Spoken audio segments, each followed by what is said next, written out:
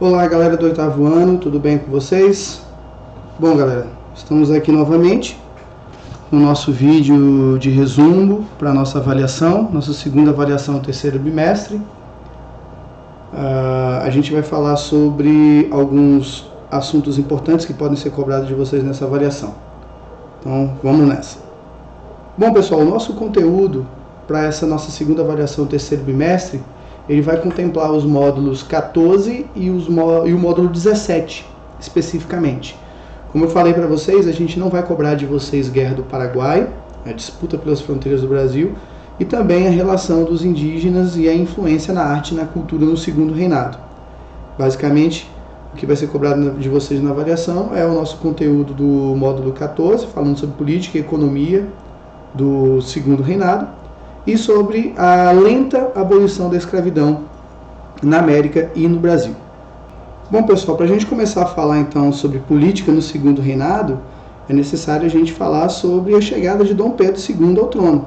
Essa retomada do imperador ao trono brasileiro, agora na figura de Dom Pedro II, significa também o retorno do poder moderador, que esteve extinto durante as regências. E dentro desse poder moderador, o governo acabou criando o cargo de presidente do Conselho de Ministros. Se a gente for utilizar uma comparação com a monarquia da Inglaterra, por exemplo, esse presidente do Conselho de Ministros seria o equivalente ao chanceler, o que eles chamam, o que nós poderíamos dizer em português, o primeiro-ministro. E de fato, no caso da Inglaterra, é essa pessoa que manda na política, o primeiro-ministro, o chanceler. E o rei ou a rainha, enfim, ele é apenas uma figura decorativa. Ele apenas simboliza o poder real, ele não tem poder político. Então, se a gente for trazer isso para o Brasil, o parlamentarismo que foi instituído com Dom Pedro II, significaria que o poder político seria do presidente do Conselho de Ministros e Dom Pedro II seria apenas um símbolo do poder real, assim como era na Inglaterra. Então, por esse motivo, o parlamentarismo que foi praticado aqui no Brasil ficou conhecido como parlamentarismo às avessas, justamente porque o Dom Pedro II ele exercia o poder moderador. Então, era ele que escolhia o presidente do Conselho de Ministros, ele podia demitir esse presidente, ele podia dissolver o Congresso, dissolver a Câmara, ou seja, ele tinha plenos poderes nas mãos dele e poderia fazer exatamente o que quisesse. Então, como eu falei anteriormente, isso é completamente diferente do sistema parlamentarista, como na Inglaterra, por exemplo, que usamos como referência. Então, dessa forma, o gabinete do governo de Dom Pedro II, ele conseguiu fazer uma alternância entre os partidos liberal e conservador.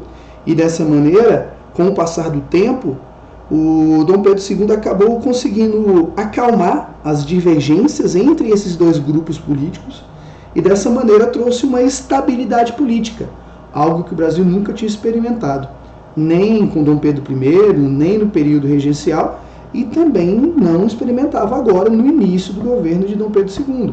Então não quer dizer que imediatamente se experimentou essa estabilidade política. Levou um certo tempo para que isso pudesse ser percebido no governo brasileiro.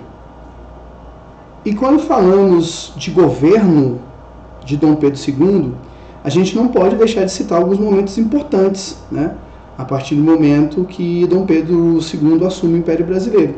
E um desses momentos são as revoluções com objetivos, algumas com objetivos separatistas, objetivos republicanos. Nesse caso, a gente vai falar da Revolução Praieira. Ela não tinha um objetivo separatista, ela não tinha o objetivo de tornar Pernambuco um país independente, mas ela tinha, sim, a intenção de fazer mudanças significativas na política brasileira. Então, as revoltas, elas se espalharam durante o primeiro reinado, durante o período regencial, e essa Revolução Praieira ela vai ser a última revolta do Brasil imperial, e essa revolta justamente acontece dentro do período do governo de Dom Pedro II. O objetivo dessa revolta era pôr fim a esse sistema político imperial, trocá-lo por um sistema republicano. Também era motivado por solicitações de expulsão dos portugueses do território de Pernambuco. Também havia a intenção de acabar com o poder moderador, nacionalizar o comércio de varejo. Enfim, tinha uma série de pautas, entre eles uma pauta inédita, que era a questão do sufrágio universal, que é o direito ao voto universal masculino no Brasil, é claro. Tá? Então é a primeira vez que uma revolução aqui no Brasil coloca esse objetivo, né, de estender o poder de voto a grande parte da população brasileira. Essa revolução, ela aconteceu no ano de 1848, lá em Pernambuco, né? E ela levou esse nome porque as reuniões dos organizadores desse movimento aconteciam na sede de um jornal chamado Diário Novo, e a sede desse jornal ficava na Rua da Praia, lá em Pernambuco. Esse movimento ele foi violentamente reprimido pelo presidente da província. Os líderes, né, desse movimento, que pertenciam às elites sociais pernambucanas, eles foram julgados, e quando a situação já estava bem controlada, já estava bem contornada pelo governo de Dom Pedro II, esses líderes foram anistiados, o que significa que foram perdoados. Era uma característica, né, desses movimentos revolucionários aqui no Brasil. Quando liderados por uma elite, né, a elite, de certa forma, acaba sendo beneficiada, né, com perdão ou com penas mais leves, enquanto os movimentos que tinham envolvimento de pessoas mais pobres, esses geralmente eram mortos para virar exemplo para que outros movimentos não fossem feitos, né? Mas o que acabava não surtindo muito efeito, né? Porque a gente estudou diversos movimentos. Se matar as pessoas servisse de exemplo, a gente só estudaria um movimento revolucionário e não teria mais nenhum outro depois, né? Mas enfim. Então, falando agora sobre economia no Segundo Reinado, não podemos deixar de falar sobre o principal produto de exportação do Brasil. Lembrando que citamos em sala de aula que, se comparássemos a estrutura do governo à de um corpo humano, nós teríamos, por exemplo, a presença de duas pernas, né, para que esse corpo pudesse caminhar. Então, uma dessas pernas seria a perna econômica e a outra seria a perna política. E para que esse corpo, chamado Estado, no caso Brasil, pudesse caminhar, essas pernas deveriam trabalhar em sincronia. É claro que sabemos que durante o processo da política mercantilista, a perna política é quem comandava a perna econômica, né? Porque ela que determinava o ritmo dessa caminhada. Só que agora, no contexto do século XIX, do liberalismo econômico, quem manda é a perna econômica. É ela que determina o rumo da política. Então, esse modo econômico, ele mudou, deixando para trás a importância do açúcar como produto de exportação, passando agora a ser o café, o principal produto de exportação do Brasil. E nesse sentido, os locais aonde a cultura do café mais se desenvolveu acabaram migrando do açúcar nordestino agora para o café do Oeste Paulista. É claro que o Oeste Paulista não se tornou o principal centro econômico do café logo de imediato. Antes, foi o Vale do Paraíba que se destacou nesse cenário, mas com o tempo ele acabou perdendo espaço, houve um declínio das lavouras de café. Claro, né, o Oeste Paulista também se beneficiou das características geográficas, né, que eram muito mais propícias à plantação do café, terras mais planas, né, região menos montanhosa, com menos acidentes geográficos, vamos dizer assim, né? E dessa maneira o Oeste Paulista acabou se destacando como o local de maior importância na produção do café do Brasil. A questão é que quanto mais se expandia para o interior essas plantações de café, aumentavam também as dificuldades da logística, como o transporte do café até os portos, né, para poder serem enviados para a Europa e para os Estados Unidos, essa carga de café. Então daí surgiu as necessidades das estradas serem construídas, estradas de ferro, né, vão surgir no Brasil para que fosse possível o transporte do interior do Oeste Paulista para os portos no litoral brasileiro. Então, é importante a gente entender que, apesar da modernidade do século XIX e dos novos modos de produção e de transporte, muita coisa acabou também não se modificando, como, por exemplo, a mão de obra. No ciclo do açúcar, essa mão de obra era essencialmente escrava. E agora, no ciclo do café, o trabalho escravo também é muito explorado. Ele se torna essencial também no ciclo do café. E o trabalho escravo é um dos fatores que fazem com que o café brasileiro tivesse um preço mais competitivo no mercado estrangeiro. E isso acabou se tornando um problema, principalmente quando pressões externas sobre o governo brasileiro, partindo principalmente da Inglaterra, queriam a abolição da escravidão aqui no Brasil. E isso, é claro, vai esbarrar nos interesses dos cafeicultores, justamente porque eles são o quê? Escravocratas. Eles dependem do trabalho escravo. Eles são os maiores proprietários de escravos aqui no Brasil. Então, no módulo 17, nós abordamos sobre o lento processo de abolição da escravidão aqui no Brasil. E por que não dizer também na América em si, né? Porque a Inglaterra, ali, por volta do ano de 1845, ela aprova uma lei chamada de Bill Aberdeen, na qual ela dava poderes à Marinha Britânica, a Marinha Naval, né, britânica, de prender qualquer navio negreiro encontrado em qualquer mar do mundo. E também, né, de que as autoridades inglesas pudessem julgar esses traficantes como piratas. Atendendo às pressões em anos anteriores, o Brasil acabou também meio que cedendo, né, às vontades inglesas. Então, no ano de 1831, o Brasil já tinha assinado alguns acordos com a Inglaterra com o objetivo de acabar, né, o tráfico de escravos no Brasil.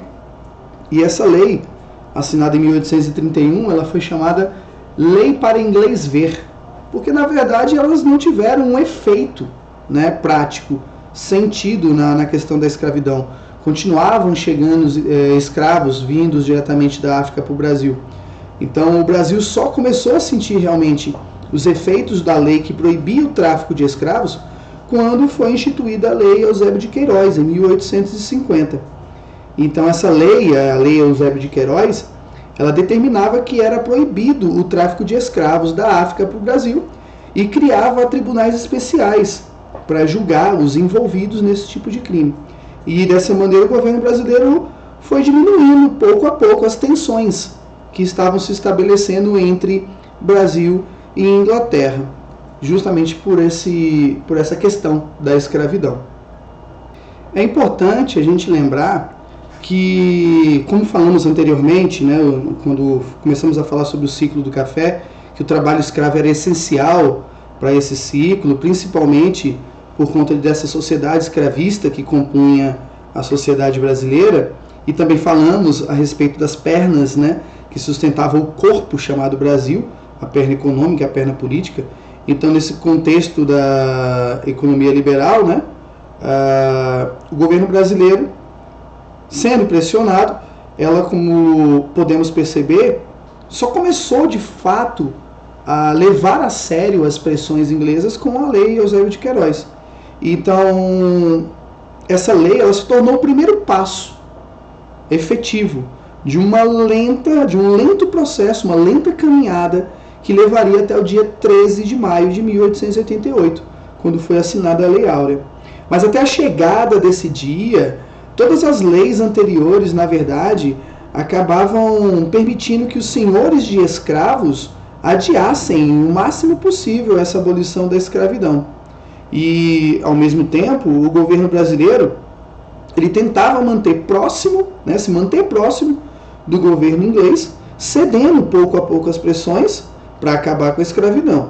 Mas, como eu falei anteriormente, essa lei Eusébio de Queiroz ela foi uma resposta às pressões inglesas, mas o Brasil tinha uma lei, que até ficou conhecida, como eu falei, lei antitráfico, lei para inglês ver, que eu falei anteriormente.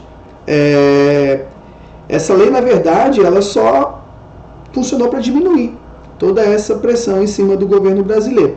Mas, do outro lado, tinha uma outra pressão rolando também. E essa pressão vinha justamente do sistema escravista. Porque Dom Pedro II ficou em cima do muro.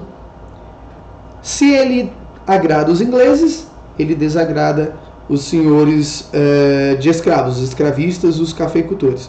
Se ele agrada, né, se ele desce para o lado dos cafeicultores, agrada os cafeicultores, ele desagrada a Inglaterra. Então, assim, o que Dom Pedro II vai fazer são leis que, de fato, vão funcionar como uma fachada, né, para fazer com que a Inglaterra, pelo menos, né, sinta-se obedecida, né, atendida nas suas solicitações a respeito da liberdade, das leis, né, que vão levar ao fim da escravidão aqui no Brasil. É claro que, em sala de aula, nós citamos que as razões dessas pressões tinham vários argumentos humanitários, mas os mais coerentes eram os argumentos econômicos. Afinal de contas, o fim da escravidão trazia muito benefício para a Inglaterra, porque diminuiria a questão da concorrência, né, de produtos que eram cultivados nas colônias inglesas, como o café, por exemplo, porque a Inglaterra utilizando mão de obra paga e o Brasil utilizando mão de obra escrava, automaticamente o café brasileiro seria muito mais barato e muito mais atrativo nos mercados estrangeiros. Se o Brasil acaba com a escravidão, terá que contratar trabalhadores assalariados, automaticamente vai jogar, né, esse custo no preço do café, e aí ele não vai conseguir concorrer com o café inglês. Então há um benefício aí. Mas como eu falei para vocês também em sala de aula, indiretamente, havia a questão da industrialização na Inglaterra, a Inglaterra precisando de mercados consumidores para os seus produtos, e como ter um mercado consumidor se o Brasil tem um trabalho predominantemente escravo? Se houvessem mais trabalhadores assalariados, seriam mais pessoas comprando produtos que a Inglaterra estava ali prontinha para produzir e vender para o Brasil.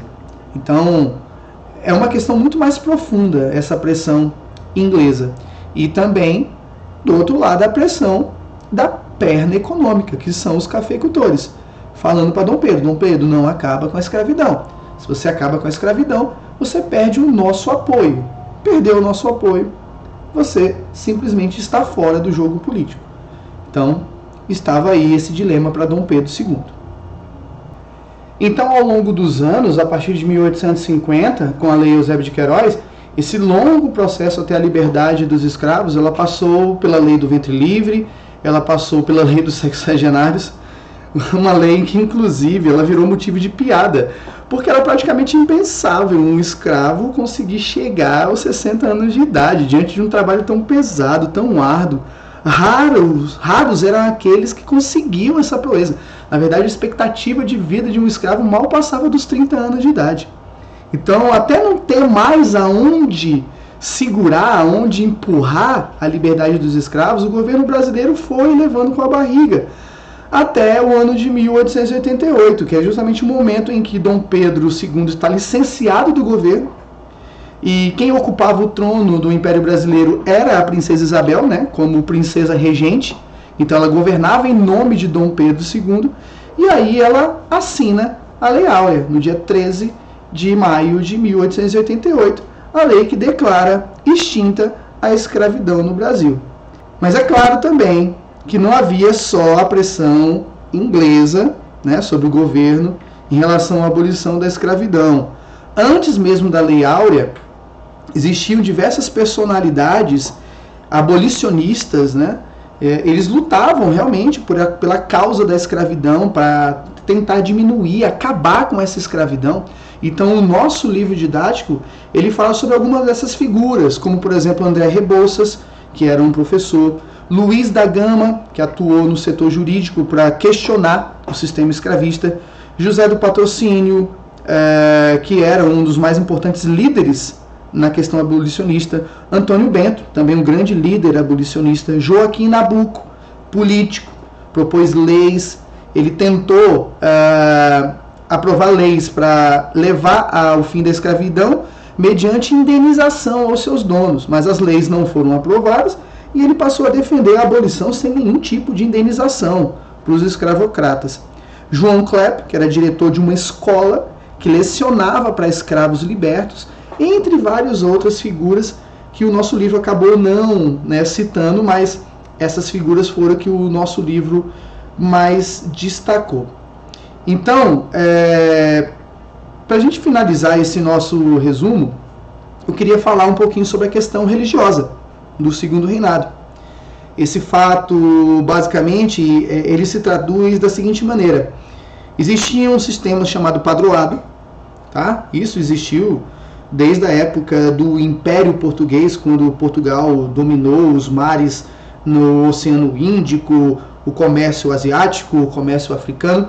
E esse padroado é justamente quando o Papa ele atribui funções ao imperador ou ao rei, ou seja, o líder, de uma nação, ele se torna também o chefe da igreja local. Então cabe a ele decisões em nome da igreja e nomeação de membros da igreja, construção de arquidioceses, enfim, tudo que for relacionado à igreja, o imperador, o rei, o chefe, esse chefe de estado, ele é responsável por isso. Esse é o sistema do padroado. Então, quando o Brasil se tornou independente, o Império Brasileiro entendeu que esse padroado se estendia ao Império Brasileiro, Era meio que herdado de Portugal o sistema do padroado. Então, sem um acordo formal com a igreja, o imperador brasileiro entendia que ele tinha ainda o mesmo poder de nomear, de gerenciar a religião, em si, a religião católica aqui no Brasil. A questão é que existia uma sociedade chamada maçonaria, uma sociedade secreta, e alguns membros da igreja estavam fazendo parte dessa sociedade. E chegaram ordens do Papa, uma bula papal, que é quando o Papa determina ordens, um documento com ordens do Papa, para que esses religiosos que faziam parte dessa ordem fossem excomungados, ou seja, fossem expulsos da Igreja Católica. Só que essa ordem não partiu de Dom Pedro II, partiu do Papa. E alguns religiosos, principalmente ali de Olinda e de Belém, eles aceitaram a ordem do Papa e não se subordinaram a Dom Pedro II. E eles foram lá e expulsaram esses membros da igreja. Então isso causou um desentendimento profundo entre Dom Pedro II e o Papa. E o Papa acabou anulando as decisões desses religiosos, expulsando esses religiosos do Brasil. E isso virou um problemaço para o governo de Dom Pedro II.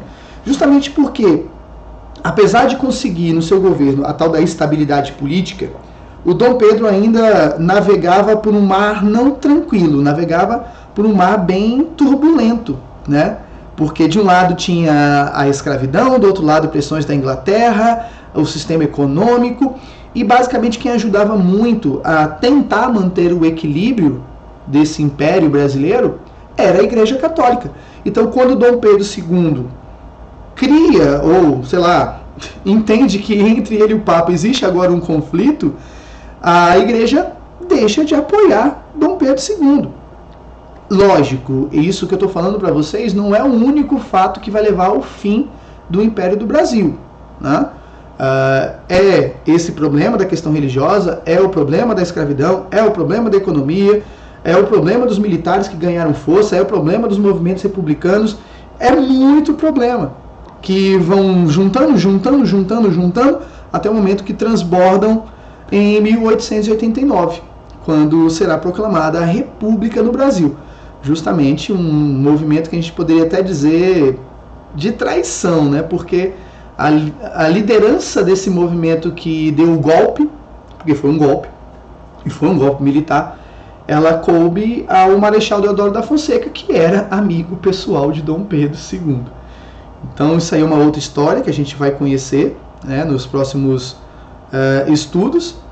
E basicamente essa era a questão religiosa que eu queria apresentar para vocês. Então galera, esse é o nosso resumo, espero que tenha ajudado vocês. Como eu falei em sala de aula, esses seriam os pontos mais importantes que podem ser cobrados de vocês na avaliação.